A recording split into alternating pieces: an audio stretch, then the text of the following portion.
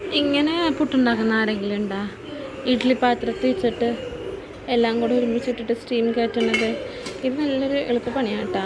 പിന്നെ അതിനുള്ളത് വെള്ളക്കടലക്കറി. ഇതൊക്കെ ഞാൻ നല്ല സൂപ്പർ ടേസ്റ്റിൽ ഗ്രേവി ആട്ടോ. അത് തക്കാളിക്കൊക്കെ അരച്ചുണ്ടാക്കണതാണ്. നല്ല ടേസ്റ്റ് ആട്ടോ. ഇങ്ങനെ ചെയ്താൽ ഞാൻ അതിൻ്റെ റെസിപ്പി ഇട്ട് തരാം. എനിക്ക് വീഡിയോ കൊടുത്തിട്ട് ആരുമില്ല. പിന്നെ ഇത് ചീര, പച്ചച്ചീര തോരൻ. ഇത് ലഞ്ചിനാട്ടോ. പിന്നെ ഹസ്ബൻഡിന് ലഞ്ച് കൊണ്ടുപോകണം. അതുകൊണ്ട് രാവിലെ തന്നെ ബ്രേക്ക്ഫാസ്റ്റും ലഞ്ചിൻ്റെ ഒക്കെ പണി കഴിയും. പിന്നെയാണ് നമ്മൾ ഡിന്നറിന് വേറെ എന്തെങ്കിലുമൊക്കെ ഉണ്ടാക്കുന്നത്. അപ്പോൾ ചീരത്തോരൻ. ഇത് പരിപ്പും ചീരയും കുത്തിക്കാച്ചിയത്.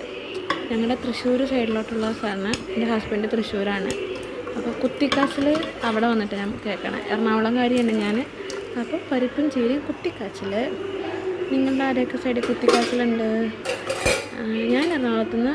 പിന്നെ അത് കുട്ടികൾക്ക് കിട്ടാം. ചീരയില്ലാണ്ട് പരിപ്പ് മാത്രം വേവിച്ചെടുത്ത് വെച്ചേക്കുക.